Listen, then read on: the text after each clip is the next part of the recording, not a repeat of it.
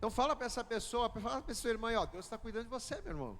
Fala para essa pessoa da direita, para a pessoa. E aproveita e já dá a paz do Senhor aí para esse irmão aí, já dá a paz do Senhor para essa pessoa que está do seu lado, à tua direita, à tua esquerda. Cumprimenta aí essa pessoa com a paz do Senhor Jesus. Aleluias, ó, quão bom, suave é que os irmãos vivam em união, e é nessa união aí, ó, que Deus vai liberando bênçãos. Deus vai liberando bênçãos sobre as nossas vidas em nome de Jesus, amém? Isso, mas dá aquele sorriso, que nem a Claudete. Ah, a Claudete está toda alegre hoje, né, Claudete? Glória a Deus, completando. Vamos aplaudir bem forte a Jesus pela vida da Claudete. Vamos aplaudir bem forte a Jesus pela vida da Vilma, completando mais um ano de vida hoje, glória a Deus. Nada melhor do que completar mais um ano de vida na casa do Senhor, na presença do Senhor, tendo a oportunidade de estar junto com os irmãos, tendo a oportunidade de estar louvando, e é claro, tendo principalmente a oportunidade de estar sendo direcionado por Deus. Queridos, nós não sabemos o que devemos fazer. Deixa eu falar uma coisa para você, olhe para cá. Nós não sabemos o que devemos fazer. Nós não somos senhores da verdade, e muito menos mais capacitados do que Deus para sabermos aquilo que é melhor para nós. Quem sabe o que é melhor para a minha vida é Deus. Você pode repetir isso? Diga, quem sabe o melhor para mim é Deus. Aquilo que muitas das vezes a gente pensa que é o melhor, às vezes a gente acaba se equivocando. Quantas e quantas vezes você já teve certeza de algo na sua vida? Você já teve certeza de que uma determinada decisão era correta? Você já teve certeza de que uma determinada escolha era melhor? E lá na frente você percebeu que não era. E por que você teve essa decepção? Porque naquele momento você pensou que você poderia fazer, que você poderia saber mais do que Deus. Então a melhor coisa que eu, você, que cada um de nós podemos fazer é colocar as decisões das nossas vidas, é colocar as nossas escolhas na mão do Senhor, porque o Senhor, Ele sabe o que é melhor para mim. Amém, amados? Às vezes a gente olha com os nossos olhos e a gente pensa, puxa, isso aqui vai ser uma bênção, mas o Senhor não vê como o homem vê. O homem, ele vê o que está diante dos olhos, mas o Senhor é aquele que sonda os corações, o Senhor é aquele que enxerga além da nossa visão. Diga, o Senhor enxerga além da nossa visão. E é justamente por causa desse entendimento que a gente precisa estar na igreja. Por que é importante você estar aqui? Porque cada vez que você vem à igreja, você ouve a palavra, e a palavra de Deus é a direção certa. É através da palavra de Deus que fazemos as escolhas corretas. É quando damos ouvidos à voz do Senhor e somos direcionados pela sua palavra, é que fazemos as melhores escolhas e consequentemente vivemos o melhor de Deus para a nossa vida. Deus, Ele tem o melhor para você. Quem crê nisso aí, diga glória a Deus. Aquilo que você quer é muito bom, mas Deus tem o melhor para você. Amém, amados? Mas este melhor nós tomamos posse quando? Quando ouvimos a voz do Senhor. E nessa noite Deus tem uma palavra especial preparada para nós. Entramos aí no mês de abril. Quem está firme aí no mês de abril no jejum, no propósito da glória a Deus aí, já estamos no mês de abril. E como nós sempre fazemos todas as quintas-feiras, as nossas quintas-feiras elas são temáticas, elas são sempre junto com o tema do nosso jejum. Nós temos jejuado nesse mês de abril, estamos aí, né? Vamos aí para o 4º dia do jejum, à meia-noite vamos iniciar o 4º dia do jejum. E o propósito, o tema do nosso jejum é mês de abril, o mês do templo de Deus. Você pode dar glória a Deus aí, amados? Nós colocamos por 2 motivos. Primeiro, porque é o mês de aniversário do MAP. E segundo, porque o templo de Deus somos nós. Amém, amados? Diga assim comigo, o templo de Deus sou eu. E nada melhor do que estarmos na casa de Deus, ouvindo palavras, sendo ministrados, para que o nosso templo, para que a nossa vida venha glorificar ao Senhor. Amém? Pega por favor aí nas suas mãos a palavra de Deus. Gostaria que você abrisse em João, Evangelho de João, no capítulo de número 4. Amém? Pegue por favor aí a palavra, pegue a Bíblia.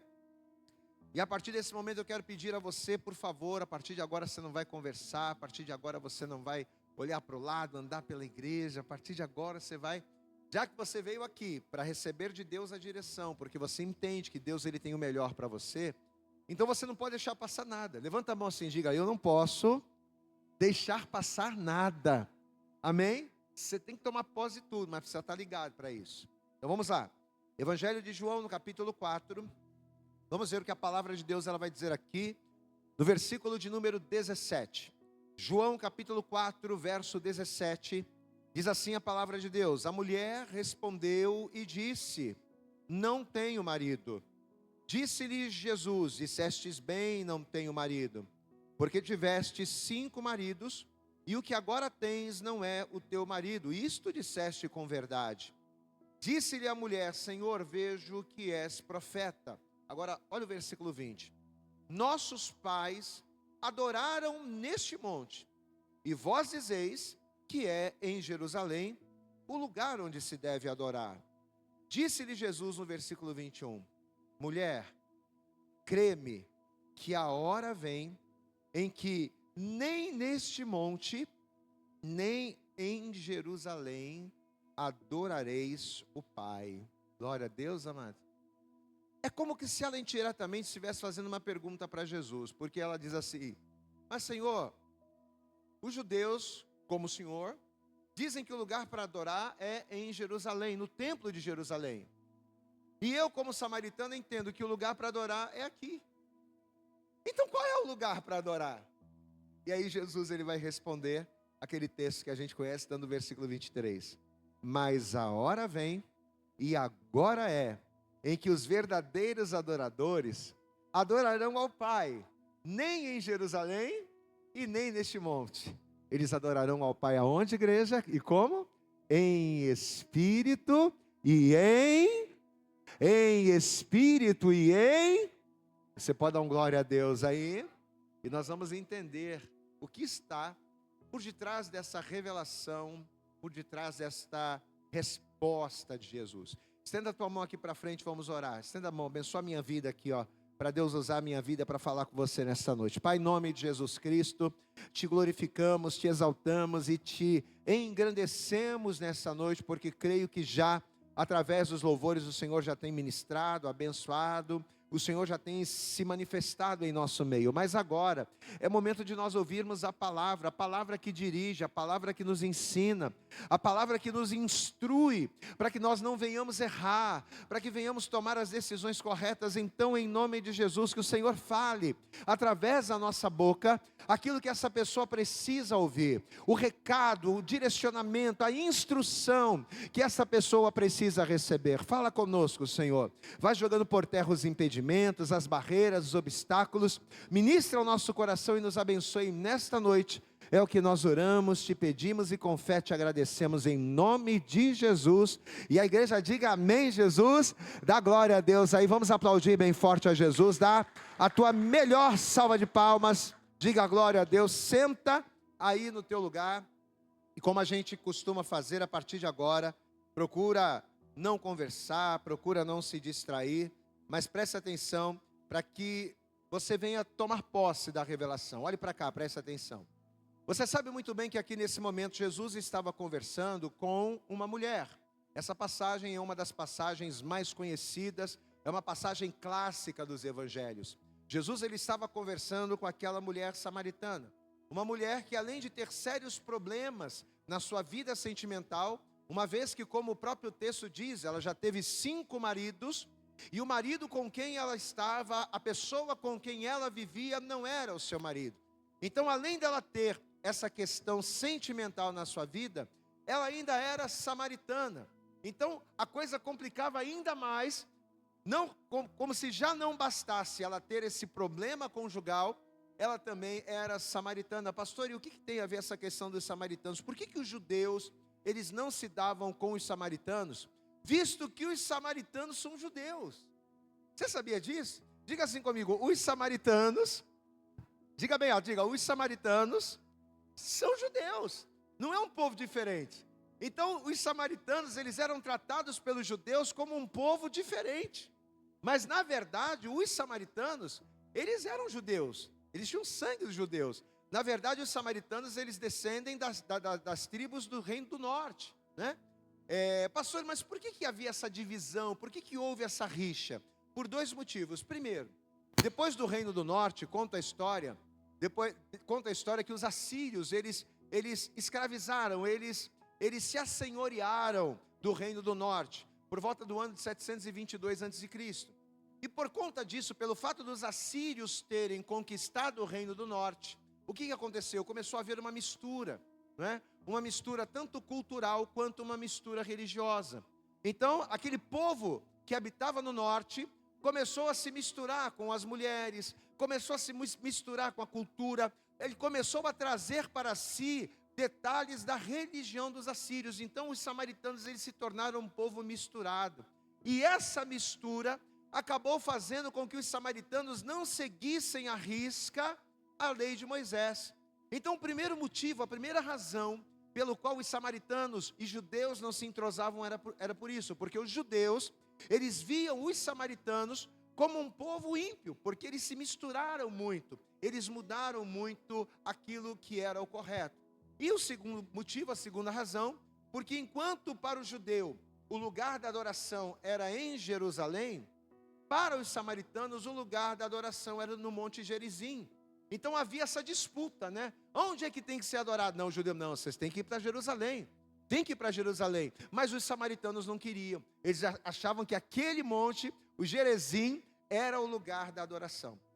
Então a palavra que a gente acabou de ler aqui, esse texto, essa conversa de Jesus, a instrução que Jesus estava dando para essa mulher, a gente consegue perceber claramente que essa mulher não era uma mulher sã, né? Jesus no Evangelho, ele disse o seguinte: eu não vim para os sãos, eu vim para quem? Para quem Jesus veio, queridos? Jesus ele veio para os doentes, Jesus ele veio para aqueles que precisavam, Jesus ele veio para os problemáticos. Então essa mulher, com certeza, por conta da sua vida sentimental, e por conta, pelo fato de ser uma mulher samaritana e não estar ali, não é, dentro da tradição dos judeus, ela trazia em si, ela carregava nos seus ombros uma série de situações contrárias. Era uma pessoa que precisava de soluções, e soluções não apenas para os seus problemas sentimentais, mas ela precisava de solução para a sua vida, ela precisava de solução para a sua fé.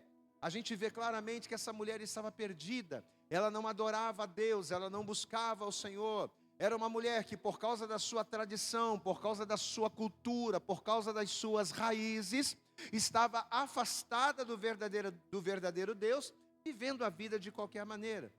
Queridos, e ao identificar isso, eu pensei o seguinte, que qualquer pessoa, qualquer um de nós no lugar de Jesus, talvez até eu mesmo, até me colocar nesse meio, se eu estivesse no lugar de Jesus, e tendo o entendimento dos problemas daquela mulher, tendo entendimento dos problemas sentimentais que ela tinha, da fé que ela professava, você sabe o que eu diria para essa mulher?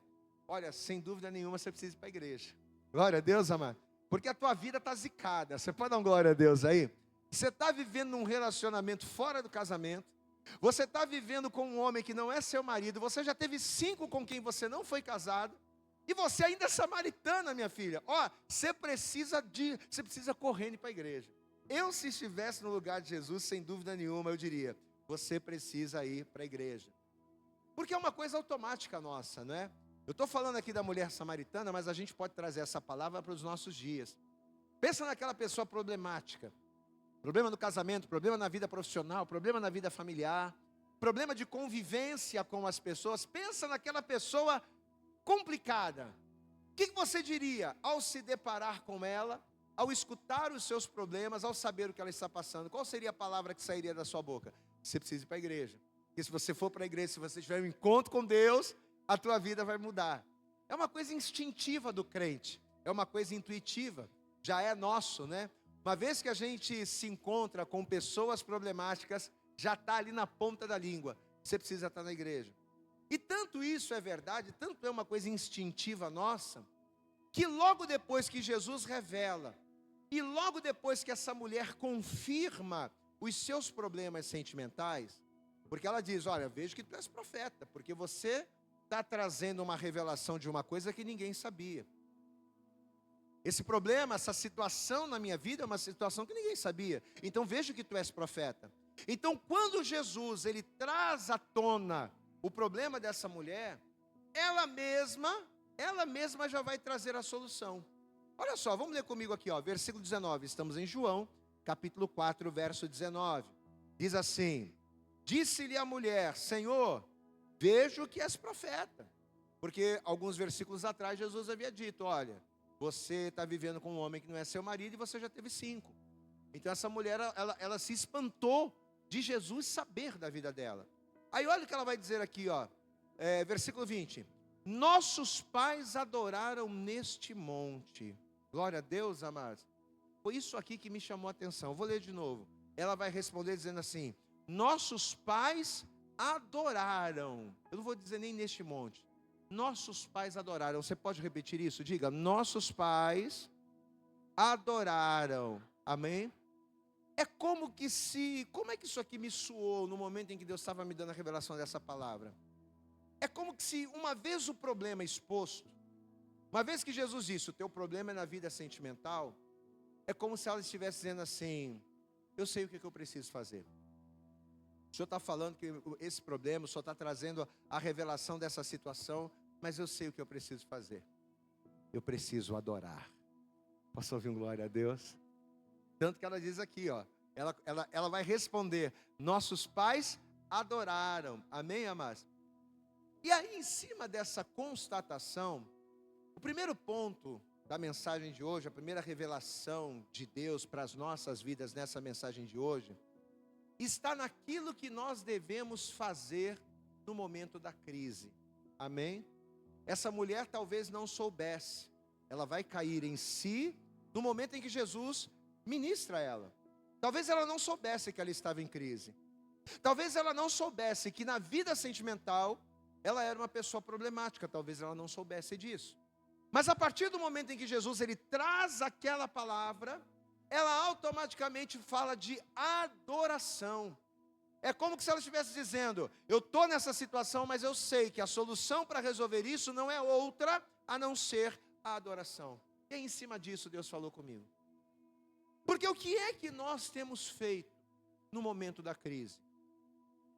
Quais têm sido as alternativas ou as soluções que nós temos buscado para as nossas vidas, no momento em que a gente entende que está vivendo um problema? O que a gente tem feito quando nós percebemos, por exemplo, que nós não somos tão bons como imaginávamos? Porque às vezes a gente olha para nós e a gente pensa, eu vou à igreja toda quinta, eu vou à igreja todo domingo, eu vou nas células terças-feiras, eu dou glória a Deus e aleluia, então eu sou uma pessoa muito boa. Eu estou na igreja, eu não sou como as pessoas que estão no mundo lá, né, bebendo, fazendo um monte de coisa. Não, eu sou de Deus, eu sou santo, porque a palavra diz que eu sou santo. Mas e quando cai a ficha? E quando a gente começa a pensar? E quando a gente toma um choque de realidade? Porque quando Jesus ele traz a revelação daquilo que essa mulher estava vivendo, o que Jesus está fazendo? Jesus está dando um choque de realidade. Como é que esse homem sabe da minha vida? Como é que esse homem sabe o que eu estou passando? E agora? Quando a gente toma um choque de realidade e a gente percebe que nós não somos quem nós achamos que somos, quando a gente entende que os nossos pecados muitas das vezes estão sobressaindo muito mais do que as nossas virtudes, o que fazer quando os nossos pecados, os nossos vícios, o fruto da corrupção da nossa carne, o que fazer quando nós somos dominados pelos males? O que a gente tem feito? Muitas pessoas se matam. Quando a pessoa entende que ela não é aquilo que ela imaginava, quando a pessoa ela perde o controle da sua vida, quando a pessoa ela perde o controle das situações, o primeiro pensamento que vem na mente é tirar a própria vida. Eu tenho um testemunho desse, eu tinha, até pouco tempo atrás, um testemunho desse dentro da minha casa. O meu avô, pai da minha mãe, ele sempre foi um homem assim muito controlado, ele sempre foi um homem muito responsável, né, em todas as áreas e principalmente com a sua vida financeira. Meu avô sempre foi uma pessoa muito regrada, muito correta. Ele não era crente na época, mas ele era um pagador de dívidas, ele não devia a ninguém. Ele era uma pessoa que prezava pela palavra. Ele era uma pessoa que ele não tinha problemas financeiros, porque ele era muito bem regrado e controlado. Mas aconteceu uma situação na nossa família, e essa situação acabou descontrolando tudo. Sabe aquele domínio, sabe aquele controle que ele sempre teve, e ele sempre se orgulhou disso? Pois é, uma determinada situação aconteceu, e essa situação acontecendo fez com que ele perdesse completamente o controle da sua vida, a ponto dele se adquirir dívidas, a ponto de cada dia mais as dívidas aumentarem. E nessa época o meu pai fez uma viagem para fora do Brasil. E ele ganhou um dinheiro considerável com essa viagem. E foi o meu pai que ajudou o meu avô nessa crise. E uma vez, depois de já passada a crise, o problema já resolvido, a gente conversando em casa, o meu avô virou-se para nós e disse assim: ainda bem que o Wilson, meu pai, ainda bem que o Wilson, ele chamava meu pai de Leandro, ainda bem que o Leandro, ele me ajudou, porque eu já estava prestes a dar um tiro na minha cabeça, eu já estava prestes a tirar a minha própria vida. Ele confidenciou essas palavras. E por quê? Porque ele percebeu que ele não estava no controle daquela situação. Aconteceu um problema, aconteceu uma situação que fez com que ele perdesse o controle, e quando ele perdeu o controle, ele se viu sem saber o que fazer. Ele ainda não tinha Jesus. Meu avô morreu salvo, glória a Deus, amados. Meu avô se batizou nas águas e eu tive o privilégio de batizá-lo nas águas. A Bárbara teve o privilégio de ganhar ele para Jesus e eu batizei nas águas. Ele morreu salvo. Mas nessa época ele ainda não tinha Jesus. E ele confidenciou isso para nós. Ou seja, ele perdeu o controle. O que a gente faz? O que a gente pensa no momento em que o controle sai da nossa mão? Eu estou contando esse testemunho para que você comece a pensar. Quais são as alternativas que a gente tem buscado?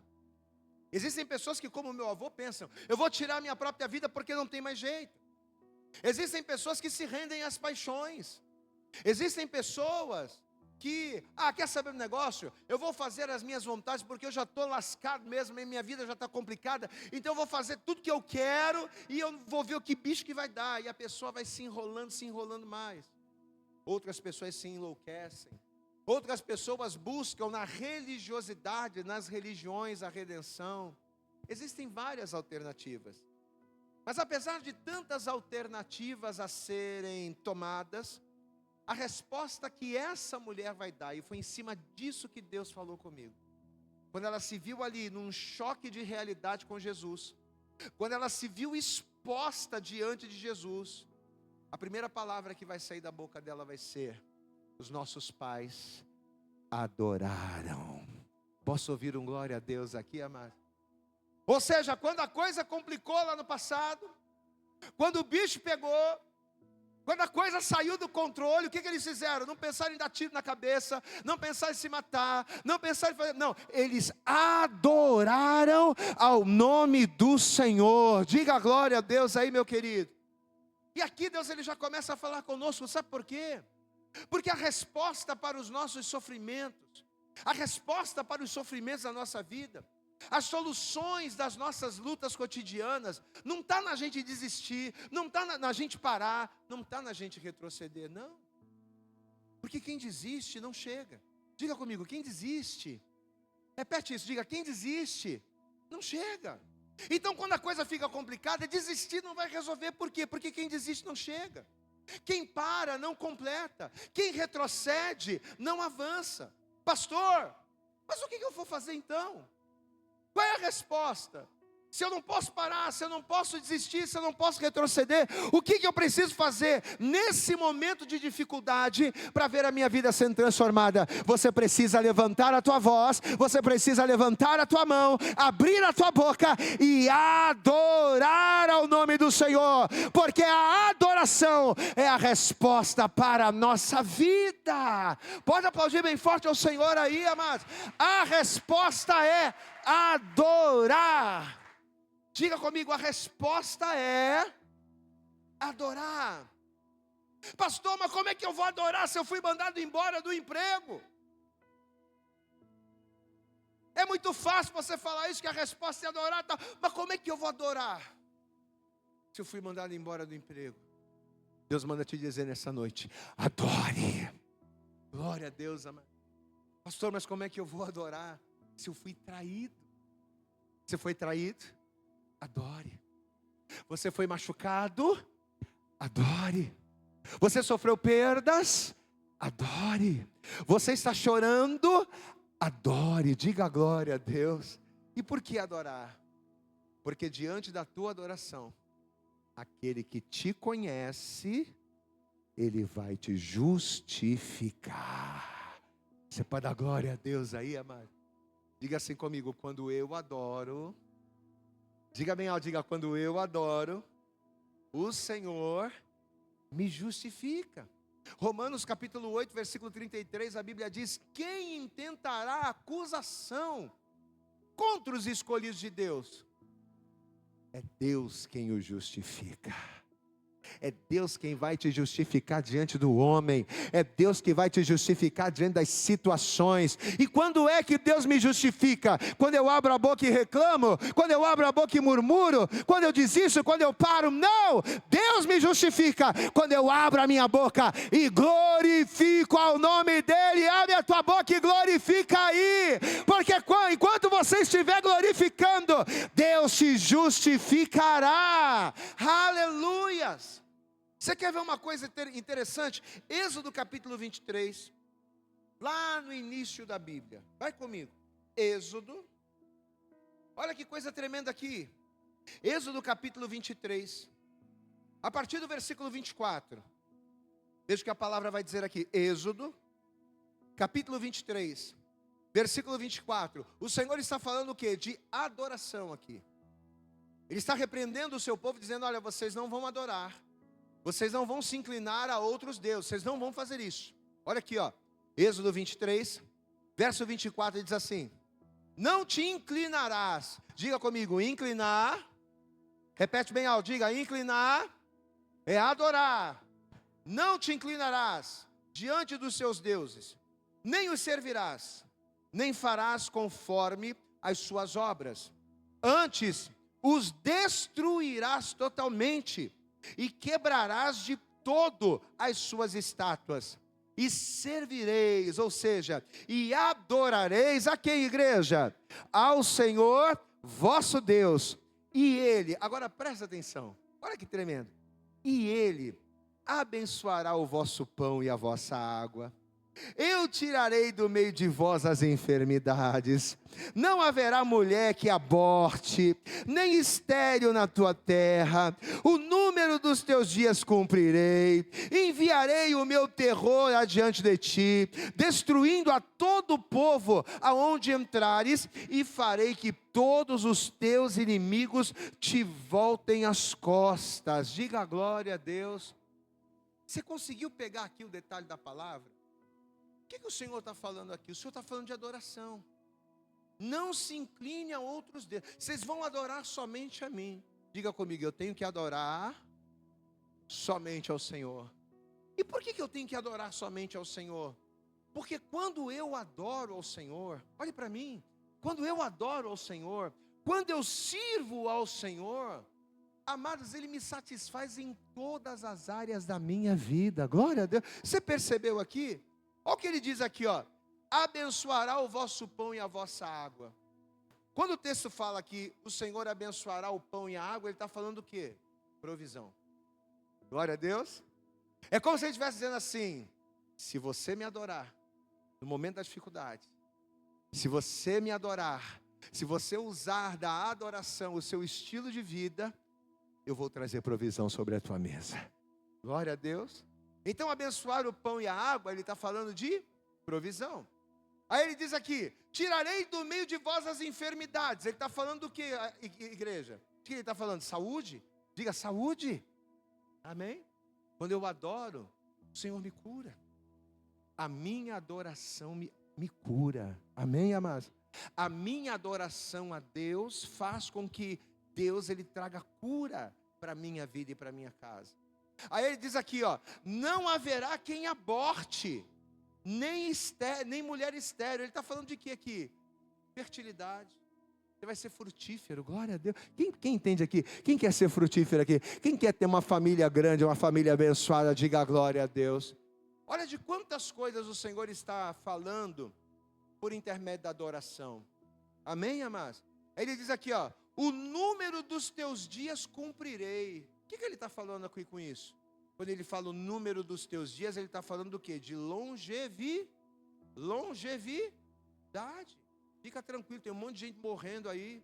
Tem um monte de gente morrendo em desastre, tem um monte de gente morrendo em assalto, tem um monte de gente morrendo em roubo, mas a minha mão vai estar sobre a tua vida, porque você vai cumprir. Eu vou fazer com que você cumpra o número dos teus dias. Você pode dar glória a Deus aí, amado? Aí no versículo 27, ele diz aqui, ó: enviarei o meu terror adiante de ti, destruindo a todo o povo aonde entrares, e farei que todos os teus inimigos voltem as costas. Ou seja, ele está falando de vitória. Os inimigos que se levantam contra a tua vida, as situações que te afligem, as lutas que te afrontam, o Senhor está dizendo: eu vou colocar o terror na tua frente e você vai vencer no nome do Senhor. Glória a Deus, amado.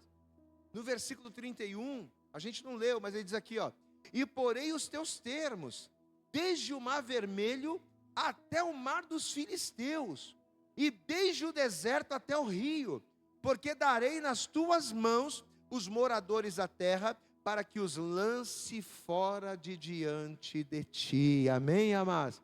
Está falando o quê? De abundância de bens, prosperidade.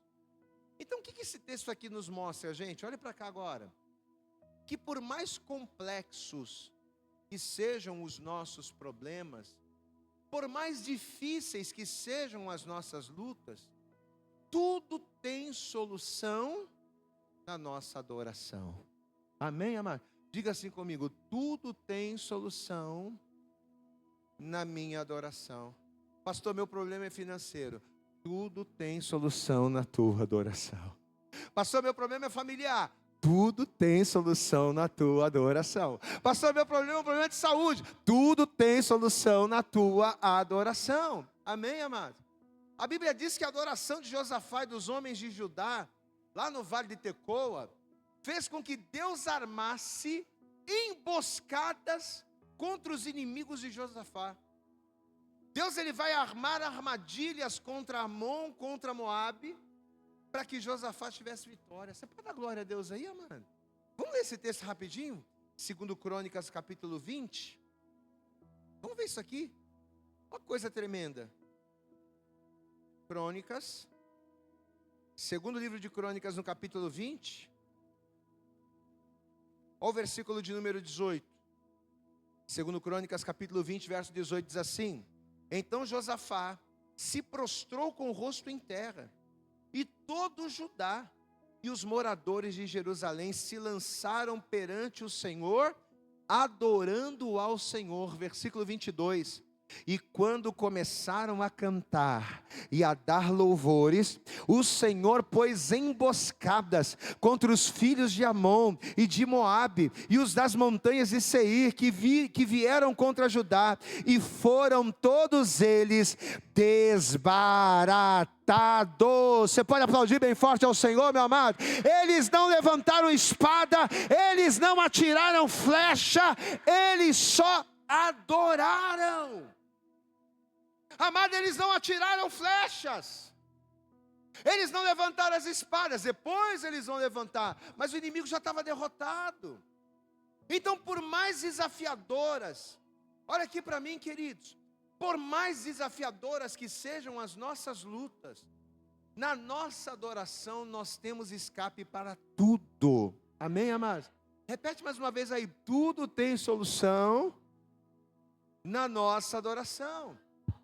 E essa mulher samaritana, a gente está dando essa volta toda para falar dela, porque essa mulher samaritana, ela sabia que através da adoração a Deus, a vida dela poderia mudar. Eu estou vivendo uma vida complicada, estou vivendo com um homem que não é meu marido, já tive 5 que não eram meus, sou samaritano, ou seja, eu tenho tudo para dar errado, mas eu sei que através da minha adoração, Deus, ele pode agir. Amém, amados? Eu sei que através da minha adoração a coisa pode mudar. Só que o grande detalhe é que a dúvida dessa mulher não era acerca do que fazer. Ela sabia que o que ela deveria fazer era adorar. A dúvida dela não era sobre o que fazer. A dúvida dela era sobre onde fazer. E é aqui que o Senhor nos chamou a atenção. Porque logo em seguida, o que ela vai perguntar? Ela não é bem uma pergunta, né? É uma pergunta indireta. Volta lá comigo, João capítulo 4. Evangelho de João no capítulo 4. Olha o que diz aqui o versículo 20. Jesus expôs o problema. Você teve 5 maridos e agora aquele com quem você está não é teu marido. Você está vivendo essa situação toda, você é samaritana. Jesus expôs. Aí olha o que ela vai responder. Tá bom, Senhor, vejo que tu és profeta. Versículo 19, versículo 20. Nossos pais adoraram neste monte, E vós dizeis que é em Jerusalém o lugar onde se deve adorar. Então ela sabia o que ela tinha que fazer. O que ela tinha que fazer? Ela tinha que, mas adorar onde? Os judeus dizem que é em Jerusalém. Os samaritanos dizem que é em Gerizim. Onde é que a gente tem que adorar? Aí olha o que Jesus vai responder. Versículo 21. E disse-lhe Jesus: mulher, crê-me, que a hora vem, em que nem neste monte, nem em Jerusalém, adorareis ao Pai. Mas em vez disso, em vez de ser ou em Jerusalém, ou aqui neste monte, aonde é que vocês vão adorar? Como é que vocês vão adorar? Aí ele fala o versículo 23. A hora vem, e agora é, em que os verdadeiros adoradores adorarão ao Pai, não em Jerusalém no templo, ou em Gerizim no monte, mas adorarão ao Pai em espírito e em verdade, porque o Pai procura a tais que assim o adore. Diga a glória a Deus. Então, em vez de adorar em Jerusalém, olhe para cá, em vez de adorar em Jerusalém, ou em vez de adorar em Samaria, qual é a alternativa que Jesus está dando? Aonde é que vocês vão adorar? Vocês têm que adorar em espírito. Aonde é que eu tenho que adorar a Deus para ver o agir de Deus na minha vida? Diga comigo, eu tenho que adorar em espírito. E como é que eu tenho que adorar para que Deus ele venha me responder? Eu tenho que adorar em verdade. Posso ouvir um glória a Deus aí? Então, o lugar em espírito. Como? Em verdade, ou seja, coração quebrantado. O que é você adorar em verdade? Coração quebrantado. É você ser verdadeiro. É você não ser um homem, uma mulher, uma pessoa religiosa.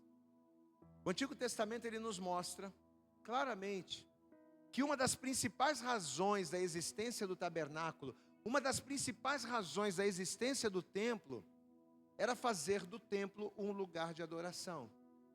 Só que a partir do momento em que Jesus ele veio, a partir do momento em que Jesus se sacrificou e o sacrifício de Jesus rasgou o véu, o que Jesus fez, gente?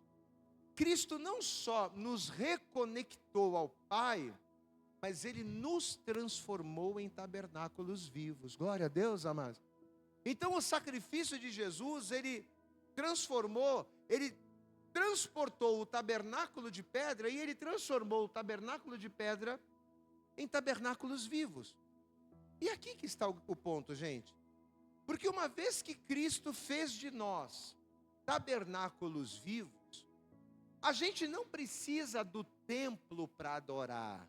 Glória a Deus, querido. É o que Jesus está falando para aquela mulher. Tá bom, para resolver o meu problema eu tenho que adorar. Mas aonde que eu tenho que ir? Eu tenho que ir em Jerusalém para adorar? Ou eu tenho que adorar aqui nesse monte? Jesus está falando, minha filha, vai chegar um tempo que nem em Jerusalém, nem nesse monte. Vai chegar um tempo depois que eu morrer, depois que eu derramar o meu sangue, depois que eu me entregar na cruz, vai chegar um tempo em que você não vai precisar mais de templo para adorar. Glória a Deus, amados. Você não vai precisar mais de parede. Você não vai mais precisar para adorar, não. Você não vai precisar disso. Porque os verdadeiros adoradores adorarão o Pai aonde? Não num templo de pedra, mas adorarão em espírito. E como? Não de qualquer maneira, mas adorarão em verdade. Diga glória a Deus aí, amados. E foi aqui que Deus ele falou comigo, amados. Presta atenção aqui no pastor. Olha para essas paredes aqui. Você está olhando aqui? Olha para essas paredes. Olhou? Olhou bem aqui? Olha para o chão. Olha para o altar, olhou? Agora olha aqui para mim. A gente não precisa desse lugar aqui para adorar a Deus. Sabe o que Jesus está ensinando para essa mulher? Isso. A gente não precisa desse prédio físico para adorar a Deus, não. A gente precisa daqui para quê? Para ter direção. A gente vem para a igreja não é para adorar a Deus, porque só aqui é o lugar da adoração, não. Nós precisamos do templo para ter direção, amém? Jeremias 18 fala da casa do oleiro. E o que o Senhor falou para Jeremias? Jeremias, vai até a casa do oleiro, porque lá te farei ouvir as minhas palavras. Diga glória a Deus. Então o tabernáculo, o templo, a casa do oleiro é lugar para quê? Para a gente ir lá para quê? Para a gente ouvir a palavra, para a gente receber a direção, né? Mesma coisa o Salmo 133. Porque esse lugar aqui é lugar de direção e lugar de comunhão. Salmo 133 diz: ó, quão bom, suave é que os irmãos vivam em união. É na união dos santos que o Senhor ordena a bênção. Então por que a gente tem que vir para a igreja? Para que a gente precisa desse templo de pedra? O templo de pedra a gente precisa para ouvir a palavra, para receber a direção e para habitar em comunhão.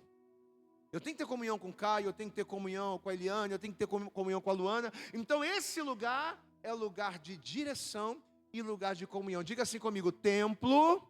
Diga bem alto, diga: templo é lugar de direção e é lugar de comunhão. Mas adoração, você não precisa estar aqui para adorar.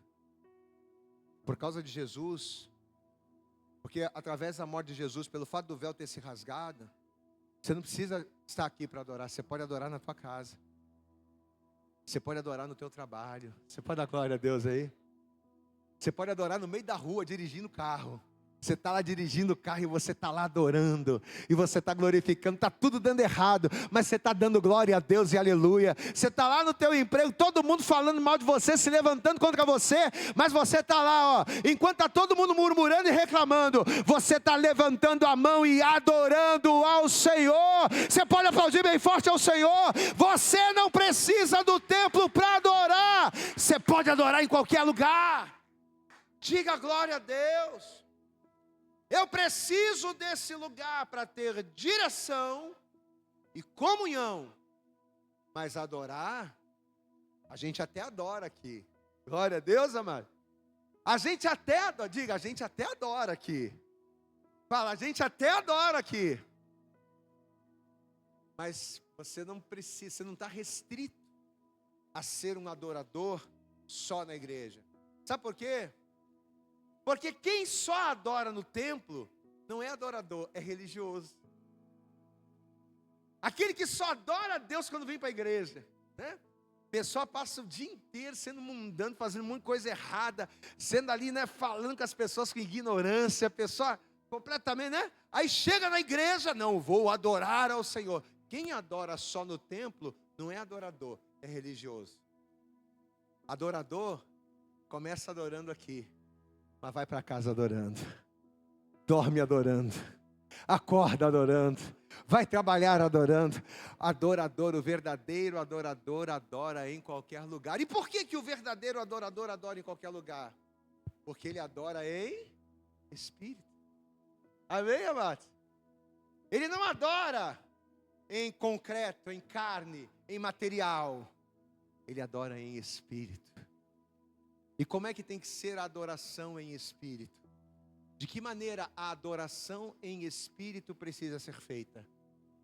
A adoração em espírito precisa ser feita com verdade. Posso ouvir um glória a Deus aí?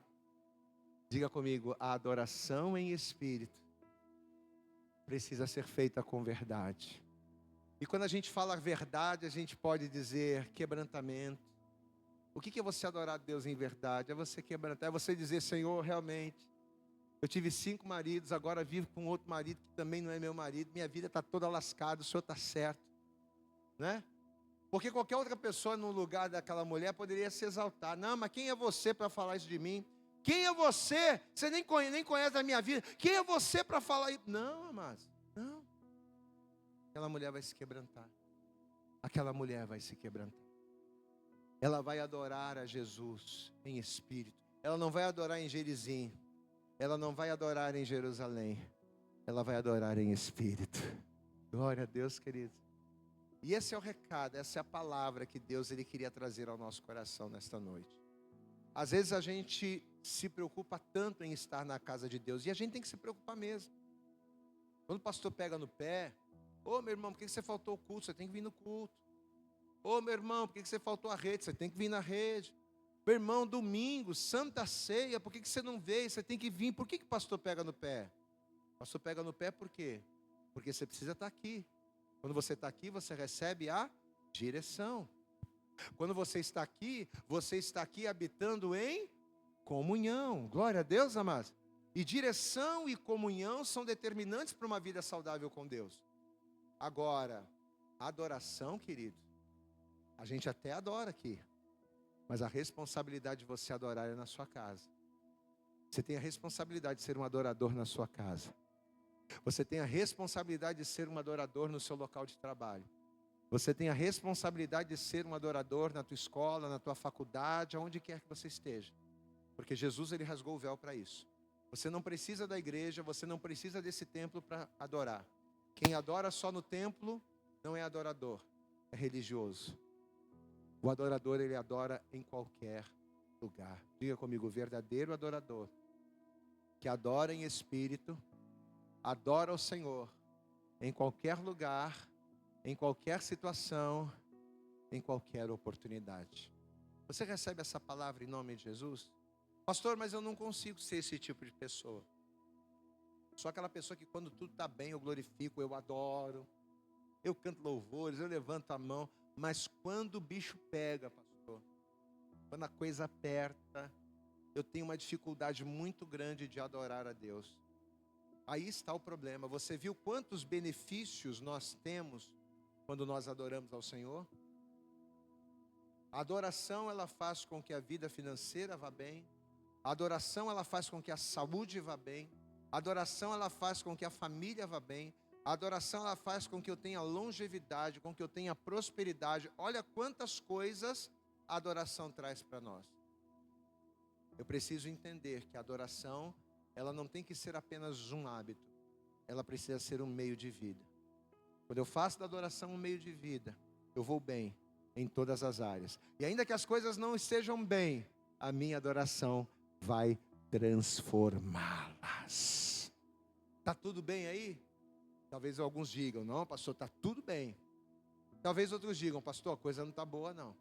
Mas pode ter certeza, a tua adoração é poderosa para mudar a tua história. Quantos aqui recebem essa palavra? Diga glória a Deus. Nós estamos pregando essa palavra nessa semana, aonde nós estamos aí, né, nesse mês inteiro, falando sobre o templo de Deus. A lição que o Senhor quer que você saia daqui, que você leve com você é esta. Você precisa estar no templo. Você precisa estar nesse lugar. Mas você precisa estar aqui para quê? Para receber direção e para estar em comunhão. Para adorar também, pastor? Então quer dizer que eu não posso adorar na igreja? Claro que você pode adorar. Pode adorar. Mas não adore só aqui. Adore a todo momento. Vamos nos colocar de pé em nome de Jesus. Amém? Se coloca de pé e assim que você se colocar de pé, vamos aplaudir bem forte a Jesus nessa noite.